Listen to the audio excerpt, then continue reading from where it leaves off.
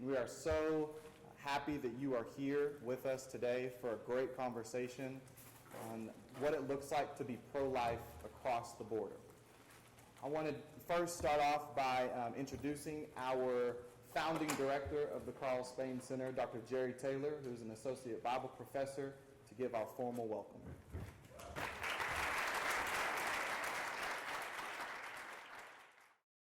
I want to say to you the word welcome.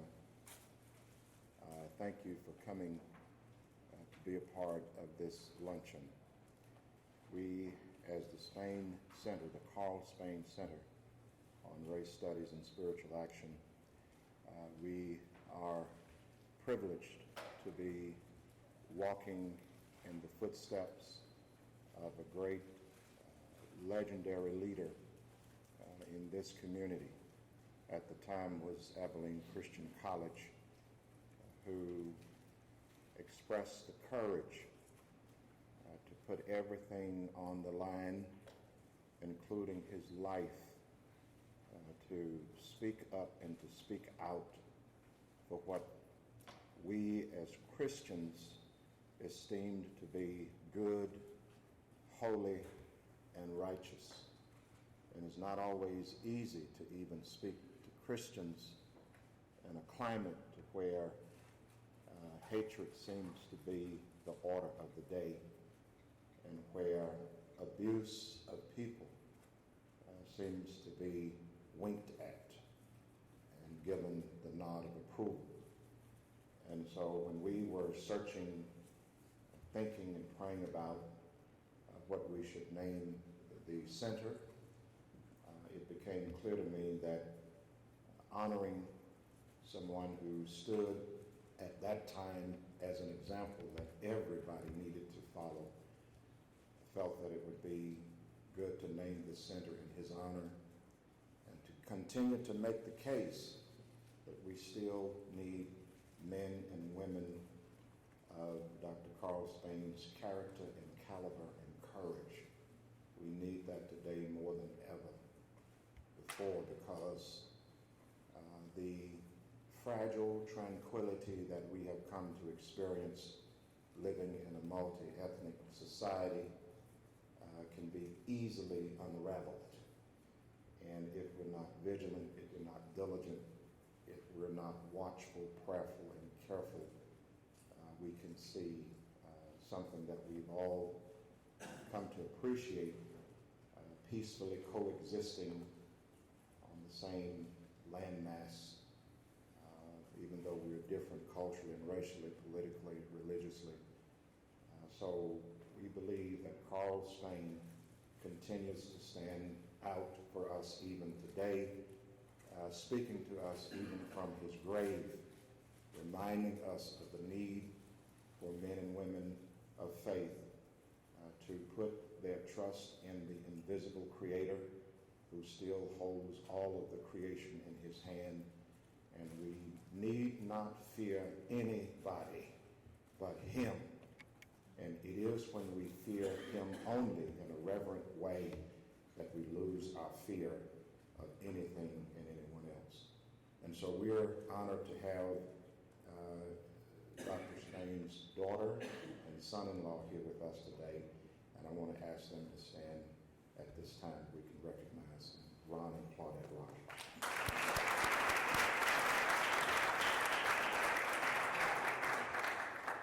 And Dr. Spain's grandson will be on the program today in the person of Gavin, so he'll be introduced at the appropriate time.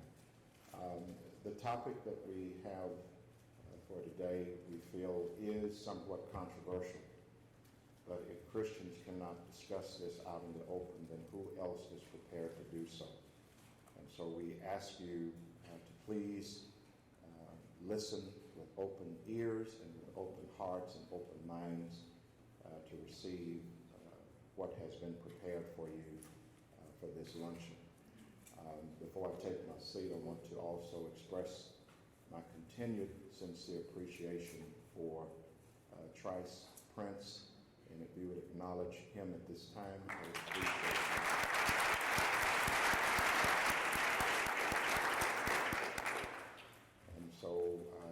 said earlier today, he said, we know that you happen to run the center. I said, no, I just run around in the center. I said, Trice is the one who runs the center, and we're grateful for his gift and his willingness to utilize that gift as a blessing, not only to the Spain Center and to me personally, but also to the ACU community. And so welcome, welcome, welcome. Thank you for your presence. And at this time, we'll turn it back over to Trice.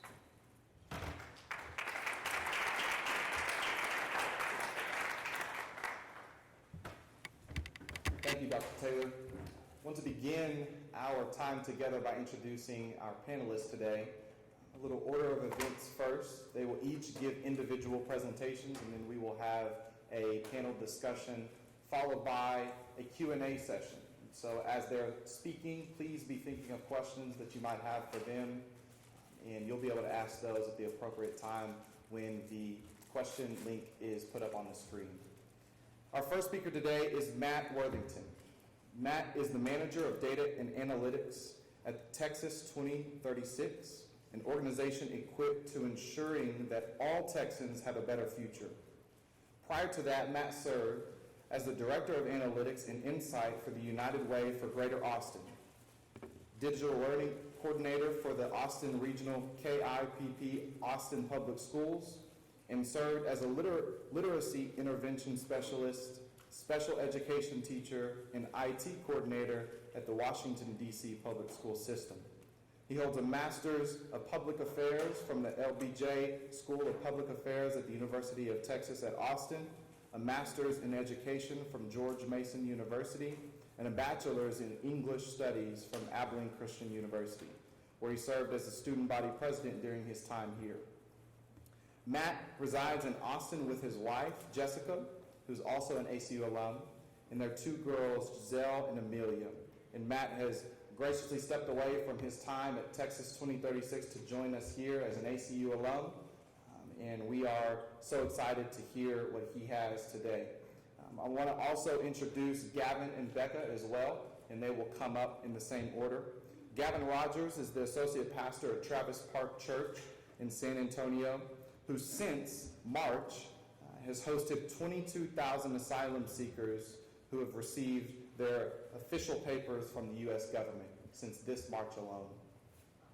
He also serves the chaplain for the Corazon Homeless Ministries, and he is the founder of the Interfaith Community Group Pub Theology in San Antonio. He is a native Texan and is a graduate of the Divinity School at Duke University. In 2013, he was selected as the Young San Antonian of the Year for his work of solidarity with the homeless when he lived on the streets of Austin for Lent. This award has been given to one San Antonian each year since 1931. In 2018, Gavin traveled with the migrant caravan to better understand the immigration issues and learn the personal stories of migrants. His work can be found on CNN, Fox News, and the Rivers Report and the San Antonio News Express. Our third speaker today is Becca McNeil. Becca is a native of San Antonio, Texas, where she is an education, immigration, and localism writer. Becca is the immigration editor at Christianity Today, where she focuses on telling stories about how faith in the U.S. communities interact with, respond to, and are shaped by immigrants, asylees, and refugees from around the world. Previously, Becca wrote on education, from beat coverage to in-depth analysis of state and local education trends. Her work outside of education has included coverage of the 2017 human smuggling tragedy in San Antonio, the city's attempts to regulate payday lending, and local elections. Becca is a graduate of the London School of Economics, where she earned a Master of Science in Media Studies. She is married to Louis McNeil, an architect, and together they have 2 children. Would you please join me in welcoming all of our speakers today, and first, Matthew Worthington.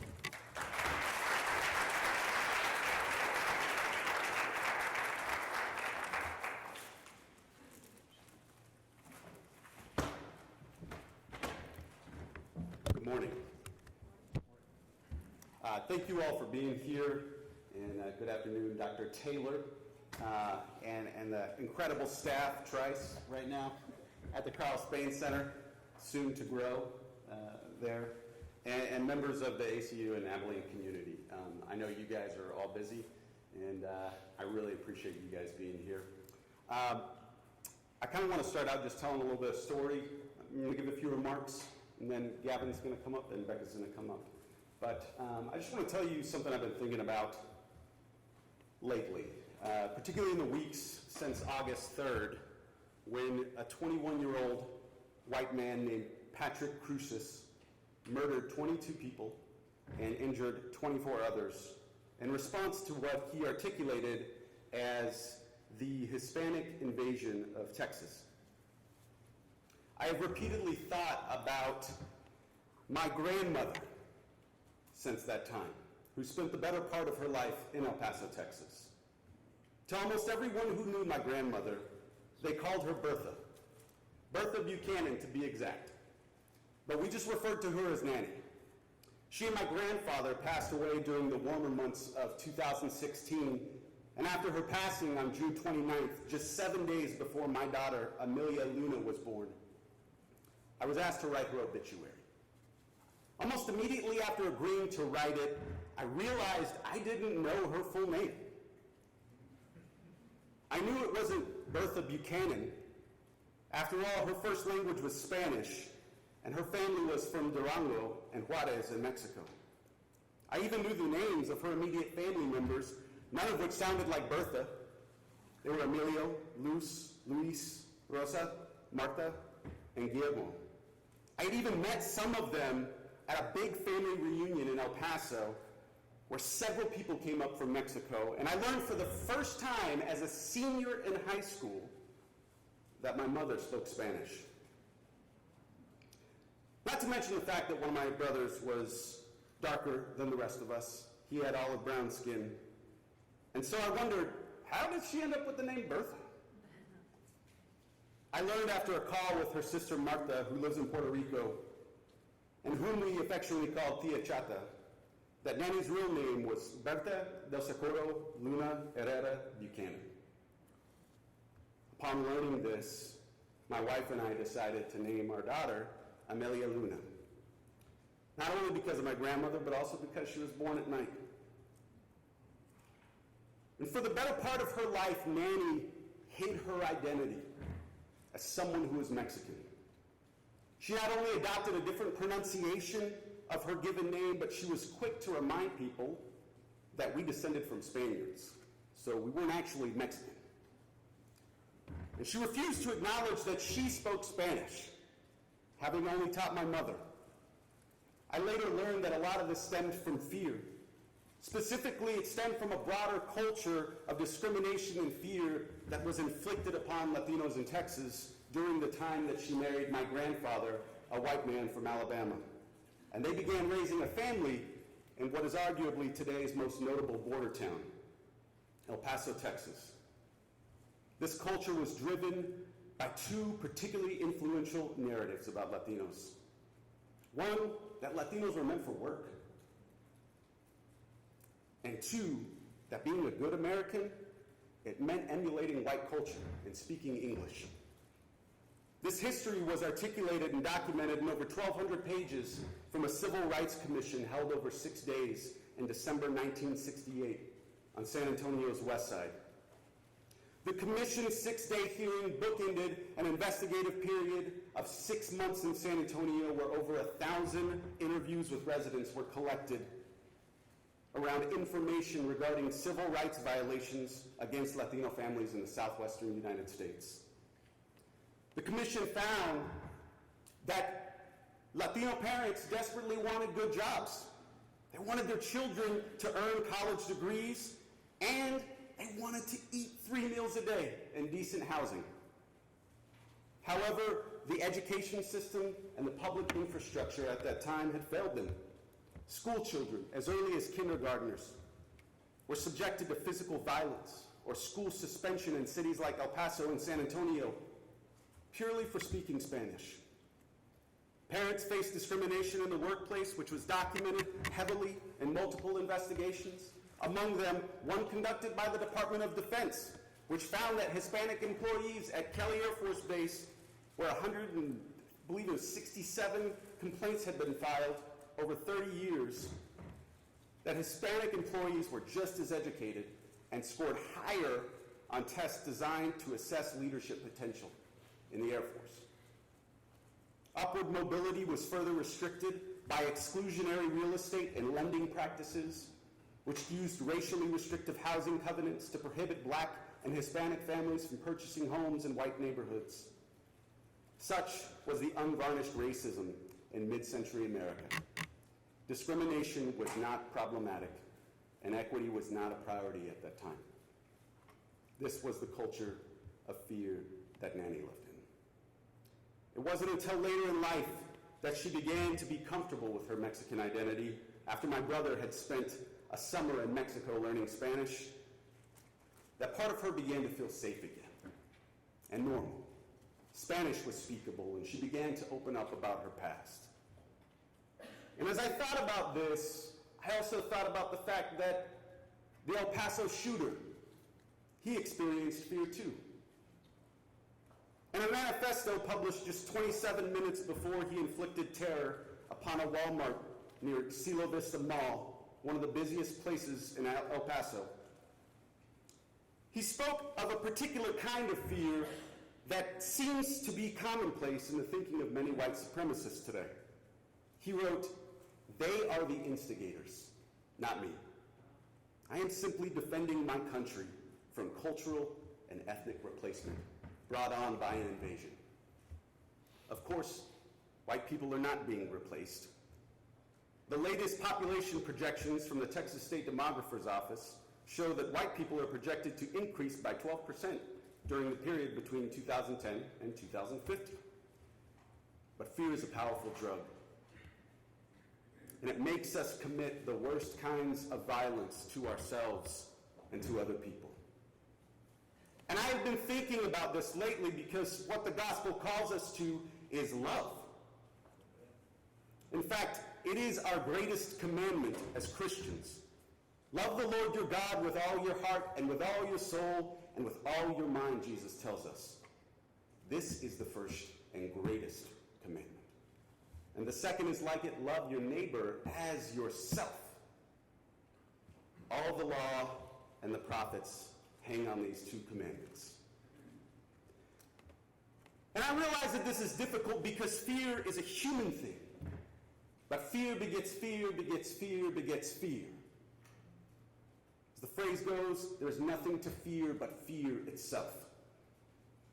Think about your phobias for just like a minute. What do you do when you encounter them? So for me, I'm terrified of snakes and pretty much anything having to do with spines. So and I'm not quite sure why, but whenever I encounter a snake or somebody starts describing issues they're having with their back or like a spinal surgery or something, I absolutely shudder at the least. I get physically sick, and at the very worst, I just like have to leave the room. I got to go away. I just need to leave. This is called our lizard brain, right? It's a natural instinct. It's our survival instinct. It's human, but we're called to love. And Scripture recognizes this. 1 John 4:18 reads, "There is no fear in love, but perfect love drives out fear, because fear has to do with punishment. The one who fears is not made perfect in love." In other words, love is the antidote to fear. In my own ethnic identity, I've sought to resist the fears that I have, but it's not easy. After El Paso, I and other Hispanic friends began experiencing new, sometimes resurgent anxieties, things that made me feel like passing, like my grandmother, might be the safest option after all. But that's not my calling, to hide or be afraid, and I don't blame others that do. It's to trust the quest for perfect love of my Creator, of my neighbor, and of myself. The world today needs not just a politics that resists fear, but it needs a church that embraces its explicit calling of love. What does that look like in practice? I don't know if many of you have heard about a gentleman named Derek Black. but he was the grandson of David Duke, a renowned white supremacist and KKK Grand Wizard. And Derek had developed friendships with people that were different than him during his stint in undergrad. And over time, what happened to Derek is he embraced these people who continued to love him even though they knew who he was and who hated him, and that he hated them. Derek began to open himself up to love, and over time changed his mind and has since been disowned by his family. And it made me think about this question of what each of us will do with regards to love and fear, because they all have consequences. And so I'm going to ask you, just as we sort of go through the rest of the day, about what you will do. What will you do in the face of love and fear in today's society? And I want to introduce Gavin. I want to introduce a video that sort of describes his experience. And Gavin asked me that you pay attention to other people and not him in the video. So with all ado, I'm going to hand it over to Gavin and turn it over to the video. I am in Mexico City. I've joined with the caravan. On November 9th, Pastor Gavin Rogers from San Antonio, Texas, flew to Mexico City. They've already traveled for about 30 days. He was trying to find and join the migrant caravan heading to the U.S. He wanted to get a sense of what their journey was like. I didn't really know exactly where they were. Mexico City happened to be where the largest group was in the shelter. We talked with the families and the refugees there, learned that they were leaving that morning at 5 a.m. So I packed a backpack and just started walking with them at 5 in the morning on Saturday, out of Mexico City. So right now we are on top of the semis and we took a break and they're passing out water. On top of this 18-wheeler driving up north, Pastor Rogers met a group from Honduras and Guatemala that took him under their wing. They bonded with me quicker than I'd ever bonded with anybody within 24 to 48 hours. They held me tight. They wrapped their legs around me so I wouldn't fall off. Caesar was one of the migrants he befriended. Hola, mi nombre es César Alberto Aguilar Osorio. He says he joined the caravan to escape the gang violence and poverty in Honduras. He knows firsthand. Este es el disparo y aquí está mi operación. Levántame, Inito. Esta es la operación que me quedó a mí. There's also Ernesto, Buenos días. Ani, Brian, Nelson, and Romero, each hoping that their trip north will save them from the poverty and violence plaguing their countries. Normally, if you migrate through Mexico, you have to hire coyotes to get you across the border, and that's obviously an illegal act. Many people in the caravan do not want to resort to that. They said they would rather do this the legal way. They're going to come to the border together and apply for asylum. Pastor Rogers returned to San Antonio after traveling with the caravan for 5 days, but he reconnected with the group in Tijuana. Around this table, we have friends from Honduras, Guatemala, and Nicaragua. After months of traveling, his new friends began the uncertain wait to apply for asylum. Están esperando igual que yo, tratamos de esperar algo y veremos qué hacemos para tratar de aplicar en algo. Me gustaría, sí, esperar el tiempo que sea para estar legalmente allá, para darle lo mejor a mi hijo. Si 1 año, 2 años, lo que sea necesario. Nosotros ya nos apuntamos para entregarnos legalmente. Somos la lista 1547 y estamos esperando desde que nos llamen, pues. But as the days wore on, it became clearer that the wait to apply may be a long one. People are getting more and more anxious about what's really going to happen. They are trying to figure out how to move forward. With an unclear future ahead for many asylum seekers, Pastor Rogers has worked to find a more stable situation for the group to wait to apply. We're in a meeting right now. They're eating breakfast. These are my friends. Hello.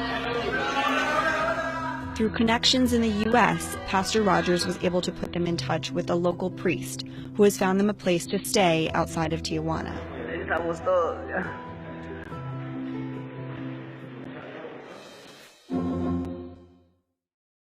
a pair of brown shoes that I saw. I looked down and I saw a pair of brown shoes wrapped around my body. The pair of brown shoes wrapped my body would become my seatbelt for the next few hours. In November, I decided to join up with the migrant caravan because in downtown San Antonio, we are right next to the bus station at my church, at Travis Park Church. Used to be a United Methodist congregation in downtown. We're right next to the bus station where people who receive legal temporary asylum have to come through to get to their host homes all over the nation. And the people we work with, the Interfaith Welcome Coalition, a group of volunteers that welcome these migrants, provide them with legal aid, care packages, said we should expect to see an increase because of these caravans. And that's the first time I learned about it, and obviously saw it on the news. And so I don't know what image you have of the border. It might be like this, taken from the Express News photographer Bob Owen down at the border. You might think of this just as this recent photo of the Inspector General when they came through the detention centers and saw people locked in cages. Or you might think of this, a photo of a father and his daughter who had passed away trying to cross the Rio Grande River. These images are burned in our memory and should make us groan. So therefore, I decided to come hear some stories at the caravan. And I flew into Mexico City. And we were trying to figure out where the caravan was. Here's a fun fact. I don't speak Spanish. So I had a translator, a friend of mine who studies biology at a university in Cuernavaca. She helped me translate for the first day to try to figure out where the migrant caravan was going to be at. And we found out they were at a soccer stadium in Mexico City. So we walked into the stadium, and this is the first man we saw. His name was Emerson. He was holding a blue umbrella, and he was walking around with it, but it wasn't raining. So we asked him why he was carrying a blue umbrella, and he said it's because it was his brother's, and his brother was killed in the caravan in southern Mexico in a car accident. He was walking and a car hit him. And he's carrying this blue umbrella for his brother all the way till they get to Tijuana. Because he said, that was my brother's dream, this is my dream, we're getting to Tijuana, we're getting to the United States. Emerson has his sons kidnapped. He's had his sons beautifully beat to almost to death because they failed to pay off the corrupt police in their municipalities in Honduras. So that's when we found out we were leaving that morning, actually. It was about midnight, at 4 in the morning out of Mexico City. And migrants started fleeing north and taking bus stations and metro stations as far north as they could with their children, with their family.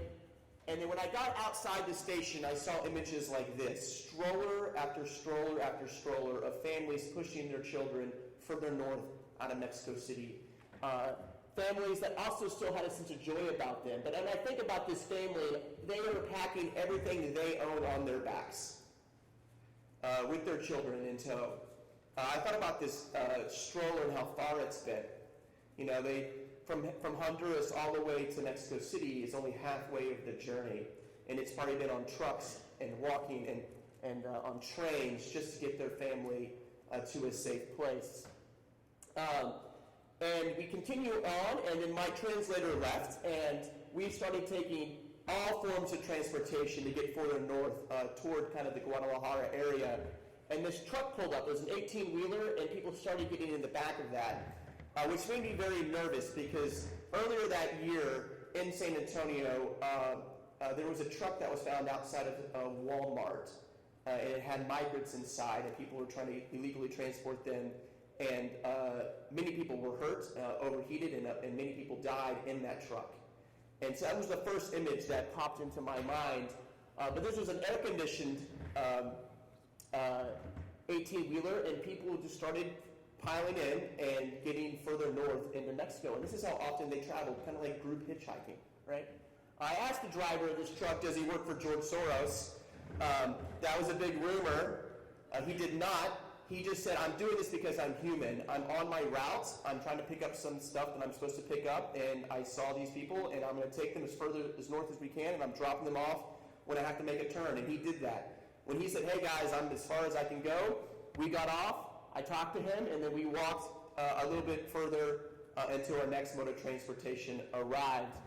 We made it to this other town north of Mexico City, and that's when transportation started drying up. People were really losing the ability to find transportation, so they just continued walking for miles and miles until very strange trucks would come. And this is one of an 18-wheeler with tons of steel on top. And this is when kind of really my journey began, because I had a split decision to jump on this truck. And if I would have not jumped on the truck, I would have been left alone on that toll station in the middle of nowhere, north of Mexico. And so I jumped on this 18-wheeler with steel and met some friends of mine. And I was riding for about an hour, and then the truck stopped and said, hey, there happens to be a shelter if you need, run by the UN right here, if you need to get off and rest. So I got off. I thought this is where everybody's going to get off, but no one got off. And they started screaming my name, Davino, get back on the truck. But I really wanted to go. But I was like, okay, and I climbed back on. And by that time, it was even more crowded because the other trucks that were letting people off, they knew this truck was going to continue on, and it got really crowded. And I was sitting on the very edge of the steel. Like, if I would have leaned over, I would have fallen off. And all of a sudden, these pair of brown shoes wrapped around me, and I didn't know who they were. I just saw these brown shoes. Very odd way to meet somebody, by the way. If I went up to you like today and did that, I'd be not allowed back to ACU campus. But they wrapped around me. I looked over behind me very closely, your face right here, and he just said, and in Spanish says, I got you. And that's how we made it the rest of the way. Kind of like on a human pretzel, they kept us safe. And that's when I first realized something. This caravan, these people traveling, welcomed me, a stranger, where they had no business doing. They could have said hi to me and tell me a quick story and said, go on your way, right? They welcomed me, a stranger, with open arms and all different types of body parts. I saw a female next to me wrap her arm around my backpack just to stay safe and kind of leaned on me because she was also nervous to stay safe. Found out she was 14-year-old, traveling alone, fleeing rape and violence in her town in Honduras. And we were sitting there as a new family, whether we liked it or not. And that's what I also learned in this thing. The second thing I learned is that the migrants wanted to be seen, they wanted to be known, they wanted to be heard. If they're really trying to do something illegal, you don't usually tell anybody about it. The caravan was known, everybody saw it. They announced what they wanted to do to seek legal temporary asylum in the United States. And they didn't want, the third thing I learned is they didn't want more than the essentials. A lot of times we hear migrants, and I'll keep showing pictures, say that they want a better life. And as people of privilege, usually white privilege, we hear that and say, oh, they want our jobs. They want our stuff. They want our homes, our cities. The list can go on.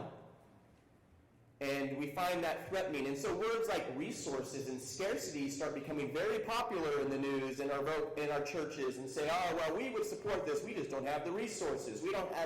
We have scarcity. And these words that have been used for people of all different races in time are come lingering back up. But when you talk to these migrants, they don't want your job.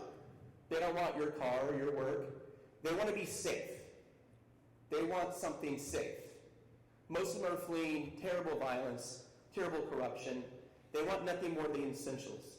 And so therefore, we don't hear them correctly. We think they're stealing something instead of trying to find somewhere safe. You know why they find it safe here? Missionaries. They kept asking me, Gavin, do you know Pastor Johnson in Florida? No. Is he a good guy? I have no idea. It's probably 50-50, you know? But they went down because here am I in junior high or high school. I think this is a high school photo. In Chultepec, Honduras, we went through Baxter Institute in my Church of Christ.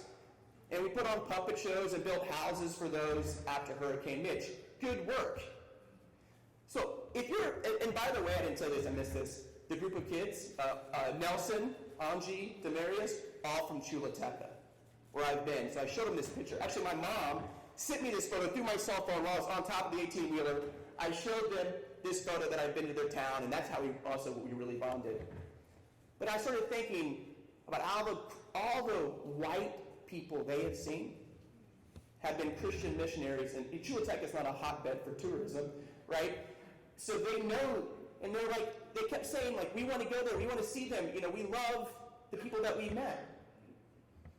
So was our mission to explore about Americanizing Honduras, making it more white and palatable, or were we trying to truly transform Honduras? But that's another topic that's going to be at the Spine Center a little bit later there, man.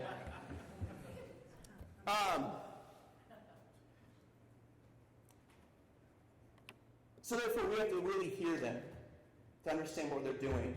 I dropped my wallet once on that toll station, and I thought I lost it. I thought, there it goes. It had a lot of my stuff in there to travel. And then all of a sudden, a person who was not one of my friends just walked up to me and handed it to me. Said, did you drop your wallet? And they had no reason to take what there wasn't theirs. That's not what their agenda was. So we continued on. Finally, that truck did let us off in the middle of nowhere, and we were stuck.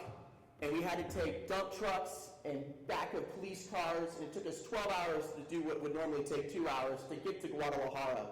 And we really bonded with each other in this next day or two. It became a family, and they're still my family today. And that's when people started hearing about what we were doing, what we were doing in traveling. And people started commenting. A group called Church Leaders made a kind of description about my travels. And somebody asked me, have you read the comments at churchleaders.com? This is not like, Fox News. I mean, this is Church Leaders. And somebody commented on my Facebook post about this. They said, hey, Gavin, does it say in the Bible, thou shalt not steal? And I said, oh, yes, it does. It says it a few times. And she says, well, there you go. So, Gavin, I have another question for you. If somebody steals your coat, are you just supposed to give it to them? And then I thought, she has to be joking. This is the person who runs the Christian Chamber of Commerce in San Antonio, Texas. Now, I might have changed the organization for you, so you can't Google it. But it's the equivalent. And I looked, and I Googled her question, and the first thing that popped up was the gospel. Was the same question Jesus was asked about a coat. Google knew Scripture better. A robot knew Scripture better than many Christians in our own churches, in our own communities, misunderstanding what really was going on. And where Jesus really says, you just don't sue them. You just give them the coat. And that's the last thing I learned. Migrants that I traveled with taught me what it's really like to live with a life of compassion, of empathy, of care. And are we going to treat them the same way? Are we going to treat them the same way we treated them while we visited their own country? Because it says in Leviticus 19, I'll end with this, when a foreigner resides among you in your land, do not mistreat them. The foreigner residing among you must be treated like your native born, or sometimes it says blood relative. Just strong language. Because we are all once strangers from a foreign land. And that's us, a new family formed because they welcomed me, not the other way around. Thanks so much. To kind of conclude what these narrative streams are talking about, one thing that I have noticed from the journalist's desk is that there's not a lot of really reliable information out there. When we say the U.S. is full, when we start talking about scarcity, do we have the reliable numbers? No, we don't. Journalists are not allowed into the border facilities. And so we send in our politicians, our politically connected pastors, who come back and give us their spin on what they're seeing. And I think that Christians, people often ask me in my role at Christianity Today, where's the church on this? Where is the church on immigration? And I say, they're everywhere that the American people are, because the church is actually a pretty good cross-section of the American population. And so they want the church to have a cohesive response, and we don't. And a lot of that has to do with the fact that we don't have access to objective, reliable, and a lot of this is, economists get a lot of cred for being objective and like fact-based, and they're not. They're predictors, they're estimators, they're incredibly valuable, but they're not, we take them as hard facts people, and they're really more like the weatherman. You know, like you carry your umbrella, but you don't open it unless it's raining, just because the weatherman said. And so in that vacuum, where there's no information, there is rhetoric that starts to happen, the spin that comes from the politicians. We're entering an election cycle, so it's about to get really nasty. And the rhetoric that we keep hearing, and Matt mentioned it earlier, is the rhetoric of invasion. And I want to connect this because the rhetoric of invasion is not new. It has happened for as long as there has been difference. And we really see it echoed in when we were beginning integration movements in schools, in neighborhoods. When the blockbusters, the predatory real estate guys would come in and try to scare white people out of their homes so that they could sell them at inflated prices to African American families, they passed out flyers that said, "There's an invasion coming." Invasion is not new. This is familiar rhetoric, and it should ping in our heads. We've heard this before. And it also feeds into that idea of replacement, that when they invade, you will be driven out. Coexistence, sharing, harmony isn't possible. It is one or the other. And so there's a dichotomy that's born. Now, among Christians, you will find them embracing that dichotomy, and you will find that some choose the path of fear, and they choose to harden the border, harden hearts. They choose to use the rhetoric in place of fact, and it gets boiled down to chants, like build a wall. And another chant that stood out to me in my reporting, I was talking to an immigration reporter, she said, there is an ignorance about the economy of the United States. People don't understand population science and our economy and where the jobs are actually going. And this woman is part of a liturgical tradition. And so during the Easter liturgy, there's a part where they were supposed to it's essentially a call and response reenactment of Jesus' trial, where the Jews cried out, "Give us Barabbas and crucify him." And she said in her heart in that moment, as she was dealing with the immigrants who she was trying to help, she heard, "Give us Barabbas" as give us our economy, and crucify him as a cry against the immigrants, not realizing that Barabbas was an actual murderer walking among them, and our economy is actually automating, sending jobs overseas. That really is happening, and that is where the jobs are going. And so she was like, facts have become outcries. And because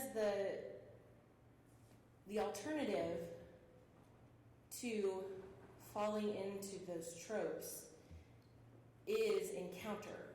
And that is what other Christians, people ask me, what are the Christians doing? There are those who are joining the outcry and crying, "Crucify him," who are crying, "Build the wall."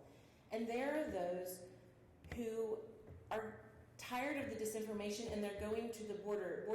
Pastors all along border cities are seeing an increase in the number of churches and short-term missions and whatnot coming to there to learn about the border. And so they have told me, once they meet the people, once they serve in the respite center, when people get dropped off from Border Patrol, they go to a respite center usually before they get on the bus to go to their next destination. He said, when they serve there, they change. Once they have encountered the human, they change. And it's different from encountering your doctor who happens to be an immigrant. They are encountering the people, the actual people that they fear. And so, and he said, you can see it every time, and then they begin to think, what can I do when I go back home? who are the immigrants in my community, because they disperse. And so everybody has immigrants in their community. And so as they talked about that, they talked about how it's the encounter, it's the person-to-person connection, very similar to what Gavin, a lot of us got to do vicariously through Gavin, what he did in first person and what he has shared with us. I would say that it is actually that leads us to reclaiming the word invasion. Because there's another precedent for the word invasion, and that is the way that people talk about the incarnation of Christ, invading the world. I always get emotional at the end of speeches. I don't know what that is. I think it's more of nerves. So, sorry about that. Christ was not invited. We did not make room. In fact, we explicitly did not make room, but Christ invaded the world and he invades our hearts. We have a fear that an encounter with immigrants will change us, when that should be our great hope. It should be our hope that the invasion of our hearts, the living among us, to coming and dwelling among us, will change our hearts to be more reflective to the heart of God. It was an invasion of Christ that changed our hearts once. And let's hope that it's an invasion of his global kingdom that changes our hearts. That's all I got. So we're going to bounce to an internal discussion, but instead I wanted to use our remaining minutes, if we have any, to take questions. So we're from Austin, from Casa Marinella, and we've been so admiring and impressed with what you guys have done in San Antonio and the incredible collaboration between all the different structures, religious and governmental, and I was just wondering how that came about, because we have not been able to accomplish that in Austin at all. Well, first of all, I'm going to say Becca and I co-host this thing called Pub Theology in San Antonio, and it's so great to be here with you, because we get to see each other in a different environment. But that's honestly one of the reasons why. In San Antonio, there's a lot of overlap between local politics and what we're doing as a church, or what we're doing with migrants. And so Becca was a reporter, I was a pastor that works a lot with city council. And so it kind of just domino effect. Sometimes it was by accident. The Travis Park Church it's not new doing this. In World War II, they hosted Japanese people who were trying to flee internment camps, and they let them stay at their church.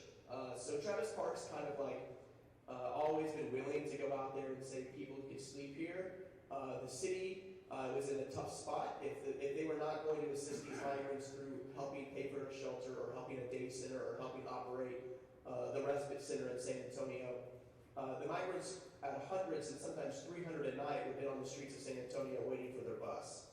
And so therefore, when politicians, and it was voted 11-0, so conservatives and liberals voted in favor of supporting the migrant work in San Antonio through local city funding, because there really was another option. If they wouldn't have done that, people would have been on the streets.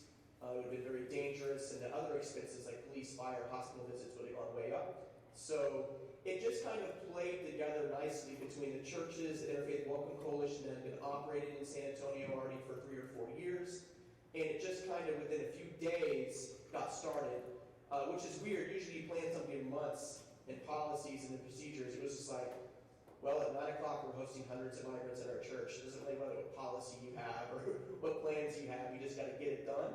That also helped. No, there wasn't a time for debate. They were just all doing, and so the city just kind of followed along.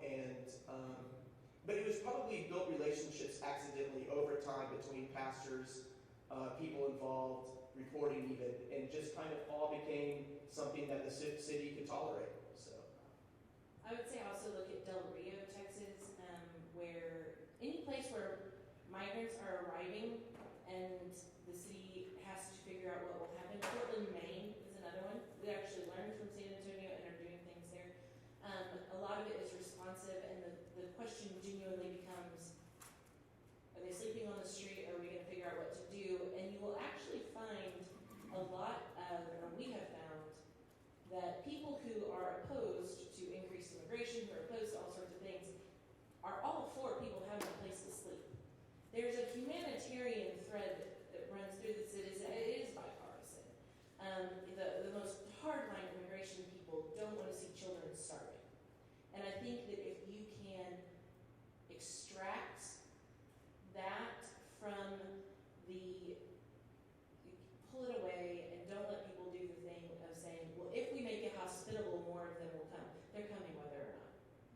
the street in Austin is more hospitable than their home in Honduras. That is what the reality is. So what are we going to do? Still somebody else's thing.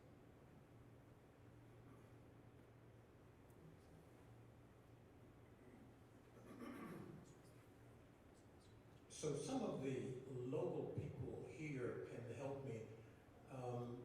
It's my understanding that an unused prison just north of here in Anson will soon be a site where refugees will be brought.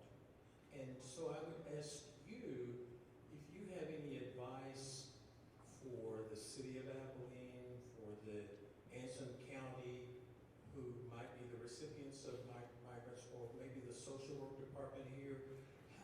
What kind of the Spain Center, in anticipation of the coming of migrants to our region of Texas, what might we be thinking about? What actions might we be taking? Begin outreach to the faith community now. I would say that a border patrol officer in Del Rio told me we reached out to the faith community because that's all that there was. In more rural places, there's not huge infrastructure of nonprofits and, also everybody who's connected and has tons of property and buildings and, there's not this excess of unused buildings. The faith communities really are the ones who can connect and mobilize.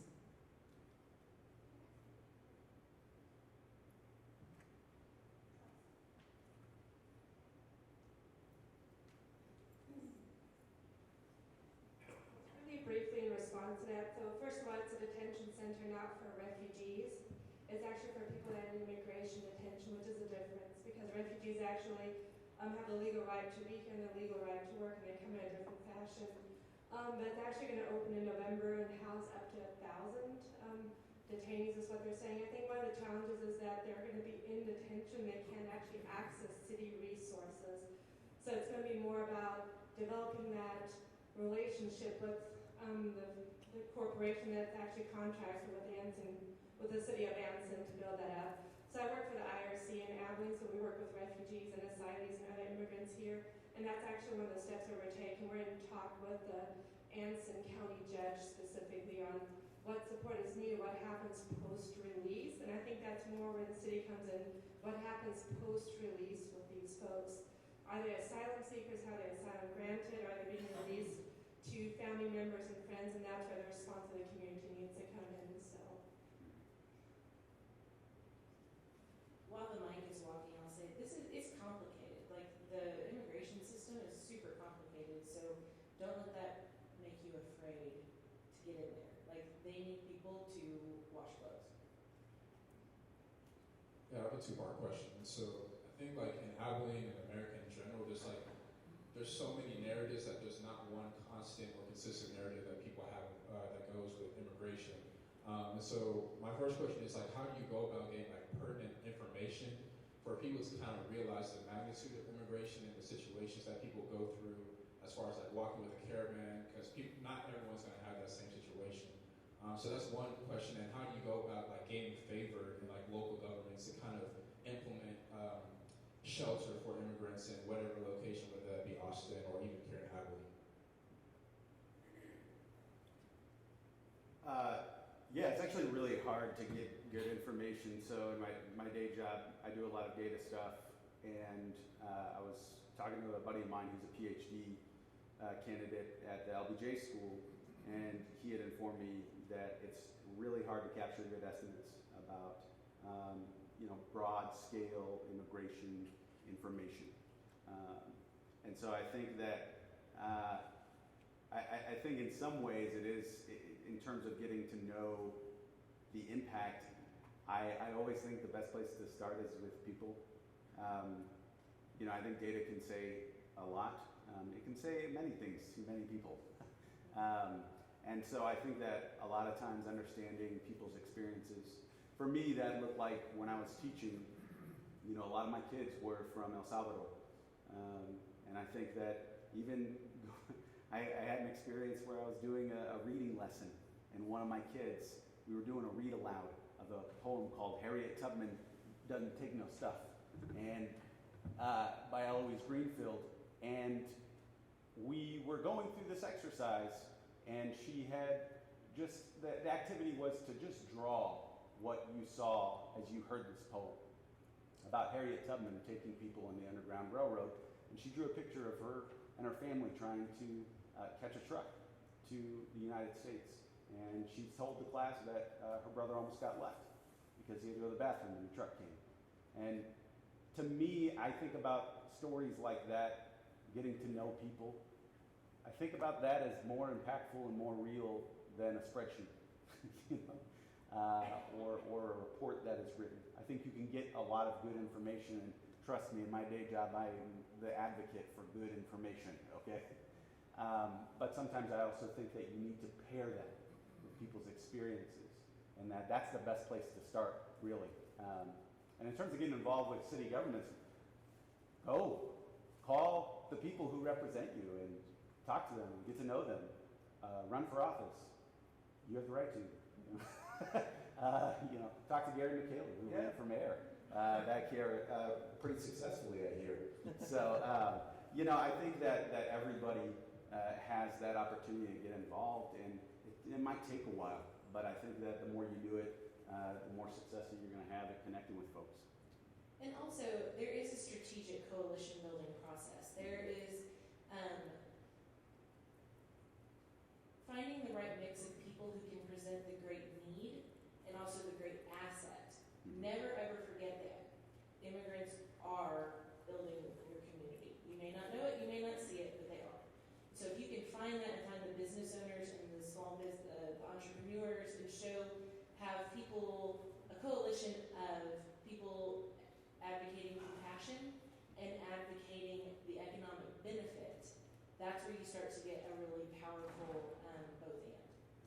And really just forming language, working with people in your congregation or your nonprofits, start using correct language. So even when we were building our shelter, our security company that we have was like, so how do we protect these illegals? And I said, well, okay, let's go back a little bit and start using the correct language. These are asylum seekers. They are here legally. Well, yeah, but they're going to be illegal. They snuck over. Okay, no, they didn't. They sought asylum on the border. And you have to teach people. And then when they find out we're serving people that have been actually approved to seek asylum by the federal government, by this administration, then they say, oh, we're doing it. Like our government. You know, so you have to start using correct language with some groups and some people in your churches because they're just naturally seeing InfoWars or they're seeing these organizations say this language and therefore use the same type of language back toward the people. So if you can correct language, stop using the words like illegals, other terminology that can get way worse, then we can start kind of having a correct dialogue and trusting those sources. And then we have time for one more comment. I'll hand the mic over to Jennifer, and then we'll have a short closing video. I just had a brief thing about having a detention center next to Abilene, because we have a number of them near us in Austin. And most of those people, you'll never see them. The vast majority of them will be deported before they ever touch down in Abilene at all. But there are two important things that can be done. One is to organize people to go in and visit people in detention. It's a lifesaver to people who are in the worst moment of their lives. And also to find legal resources to go in and tell people what their rights are and explain the asylum process because they are not provided with any legal representation. So there are important things you can do, but most people will never see anyone from that detention center. I quickly want to ask Matt a question. Is that okay? It was something I think Dr. Taylor wanted us to talk about, and that is white nationalism and kind of how it's kind of rearing its head back up, not only in this topic, but all around the nation. My grandfather, Carl, said this in his speech, which is usually not quoted in any of the nice pamphlets. Whether we're willing to admit it or not, there's some dark chapters in American history where the deeds of political nationalism are as vile as ever and have been perpetrated on the face of the earth. Marching under the standard of the god of Mammon and bluffing its way with ballots and bullets, the white man has put his big white foot on the Negro's neck, quoted the Pledge of Allegiance to the flag, and piously recited platitudes about all men being created fair and equal. When I went on the border and saw the militarization of them shooting smoke bombs and wires over there. We militarized the border under the name of our nation of inclusion of migrants, where we even worship a Jesus that was a migrant. Moses was a migrant. Abraham was a migrant. Muhammad was a migrant. The Dalai Lama today is still a migrant. Not many people of faith, they worship migrants, not just have them in their churches, right? And so therefore, when I see this stuff happening, and I feel like, so Matt, as a person who's Hispanic, how are you seeing white nationalism creep back up in our nation? What can we do about it as a faith group? Yeah, I think, my research looking at the history of Texas when I was studying public affairs, I think I realized that there are a lot of things that still have an imprint today. Something as subtle as the shape of a school district, that is the consequence of policies from over 100 years ago. At a time when it was okay to be this way, as somebody told me, to be racist, to be explicitly racist. And I think that, for me, I think that a lot of this reminds me of the words of Brian Stevenson, who wrote a book called Just Mercy, who talks extensively about the lack of a reconciliation moment for our country. And I think that these acts of reconciliation cannot be passive. They can't be things that heal with time. I think they have to be explicitly discussed and confronted. Not necessarily in a violent way, but they do have to be directly discussed. And so I think that that's kind of why I see that happening today. I think that when things aren't addressed explicitly, I think they just casually grow and sort of fester. And, little phrases sort of grow and become markers of a particular way of thinking. And it doesn't necessarily even have to be true. So there's a number of things that I've found in my work doing data science that people hold true that just aren't, according to the numbers. And so I think that that's something that I think about is what are our opportunities to directly reconcile and explicitly reconcile. Can we give our panelists a round of applause, please? I want to thank all of you again for being here.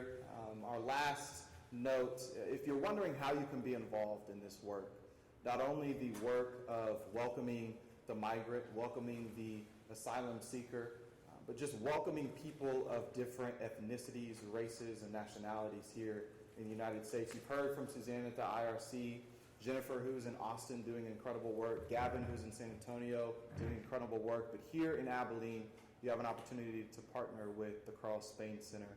And we want to show you 2 quick ways to partner with us by our closing video as our panelists can take their seats.